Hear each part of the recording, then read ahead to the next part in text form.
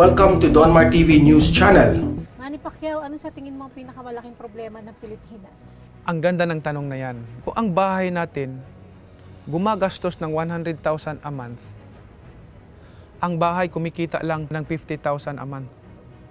Sa tingin mo makasurvive ang bahay? That's the situation of this country.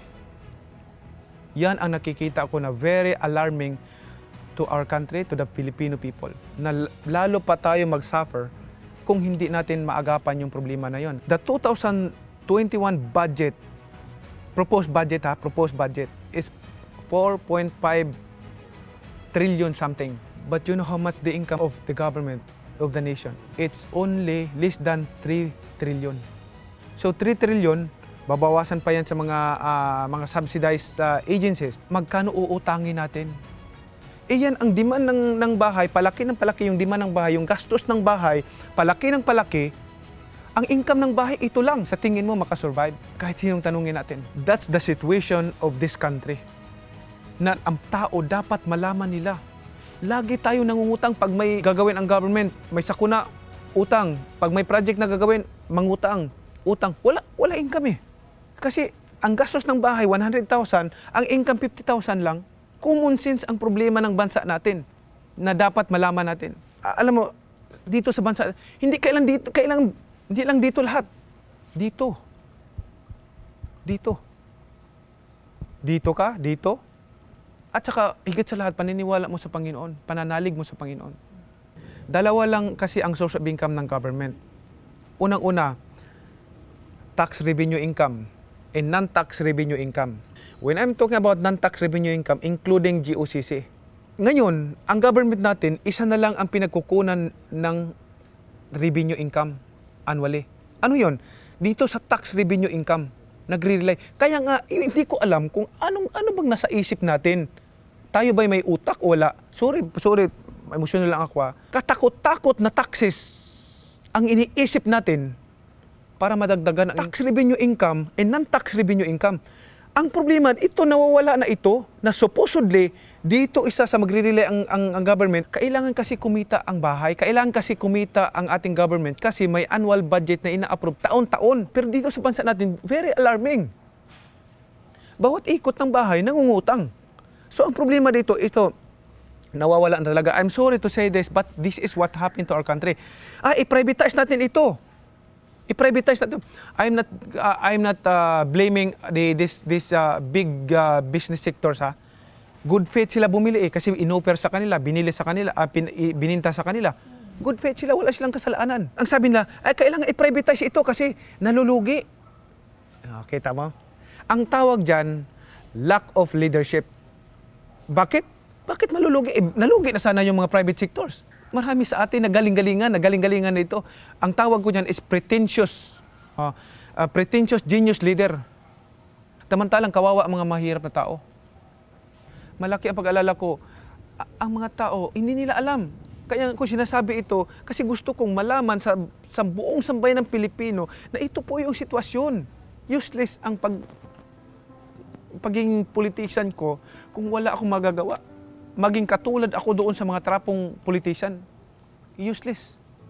Gusto ko, habang nandito pa ako sa politika, gusto kong iayos para sa kapakanan ng mga mahirap na tao. Kasi doon ako galing. Anong take mo sa corruption naman? Ang gripo, ang daming tagas. Ang daming tagas. Dapat ayusin kasi maraming tagas eh. Patak na lang napupunta rito. Ang ibig kong sabihin, maraming korupsyon, iba't ibang mga ahensya ng gobyerno na dapat ayusin. Please, maawa tayo sa sambayan ng Pilipino, maawa tayo sa sariling bahay natin. Sariling bahay natin, ninanakawan natin ang mga tao naghihirap, nagugutom. Kung wala kayong malasakit, wala kayong pagmamahal sa ating mga kababayan na naghihirap, nagugutom. Ako, kasi doon ako galing. Ang pangarap ko, na ang susunod na maging leader sa bansa natin, na ito dapat ang gawin. Like I said, ang gripo, ang daming tagas. Dapat ayusin yung PhilHealth. Kita mo, billion. We are not talking about millions, 100 millions. Billions ang pinag-uusapan natin. Itong non-tax revenue income dapat palakasin. Once you lower the taxes, magmura lahat ng bilihin. Once na magmura lahat ng bilihin, ang mga mahirap, madali na makakain. Kasi yung 20 pesos nila, yung 10 peso nila, yung 50 pesos nila, makakabili na ng bigas pagkain. Eh ngayon, may 10 piso, makabili sila ng 1 kilong bigas? Hindi.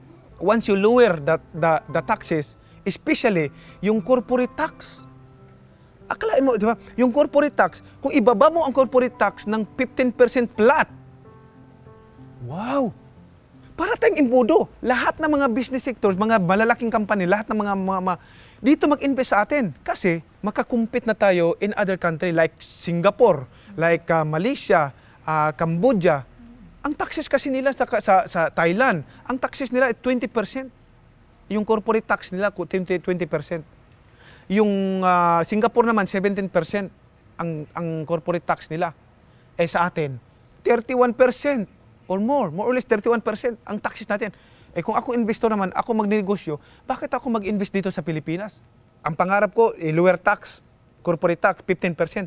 Pero hindi mo magagawa kaagad dyan, hindi mo magagawa yung 15% corporate tax, ilo-lower mo lahat ng taxes dito sa bansa natin. Pangarap ko, alisin yung 12% VAT, yung mga taxes, flat, 15%. Individuals and corporate tax. Sabi nila, anong alam ni Manny Pacquiao? Kaya ako sinasabi itong problema na ito yung problema, ito yung solusyon dapat. Yung mga tao kasi, sabi niya, kailan I have to speak good English, I have to speak perfect English to prove that I am a good leader. No, the most important for a leader is this. If you already know the problem, you know how to solve the problem. That's what we need. In this pretentious, genius politician, trying to speak good English, perfect English, to impress people. And that's what happened to this country. Ngayon, ano ba yung sinasabi ko na solusyon? Once you lower the taxes, corporate tax, and individuals, once you lower taxes, malaking ginhawa sa tao yan. Malaking ginhawa sa mga investors, mga business sectors. In that way, domino effects. Ano yung domino effects na yan? It will create more jobs for the Filipino people. Ang mangyayari niyan, ang trabaho maghanap ng tao, hindi ang tao maghanap ng trabaho. Diyan yan sa economic growth natin. Water supply, electric supply, telecommunication. Yang tatlo na yan, based on my study, pag-aaral ko, yung tatlong company na yan, makapag-generate sa government annually, at least hindi bababa ng 3 trillion annually. Sa tatlo lang yan ha, ikaw leader, ikaw namumuno sa bahay. Ikaw namumuno ikaw galingan mo, sikapin mo na ang bahay na pinamumunuan mo earning enough to cover up the annual budget, the monthly budget. Kasi pag maganda yung growth and development sa bansa natin, yung mga pag-rebuild nila sa government, mababawasan yun kasi magkakaroon sila ng trabaho, magiging highly urbanized na lahat buong sulok ng mundo. Because why? Because the economy is growing. That's what I'm talking about.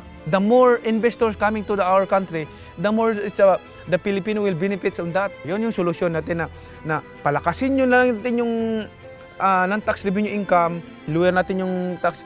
In that way, makakaahon tayo sa kahirapan. Ngayon, kung ang bahay gumagastos ng 100,000 a month, kumikita ang bahay na ngayon, mababa taxes, nakaginhawa ang mga tao, makabili ng murang pagkain, kumikita ngayon ang government ang bahay ngayon ng 200,000. Ang gastos ng bahay monthly, 100,000 lang. Abay, may 100,000. Ito ang gagawin. Ang 50,000, ibabayad mo sa utang. Laki ng utang natin eh. Ang 50,000, ibabayad mo po unti-unti.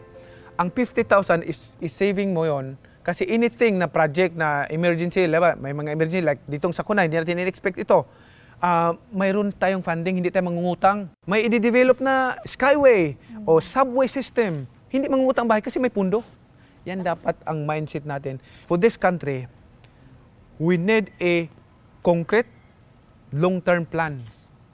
When I'm talking about concrete long-term plans, we are not talking about 6 years, 3 years. We are talking about minimum of 30 years to 50 years. Yan ang dapat malaman ng taong bayan kung anong sitwasyon ng bansa natin ngayon.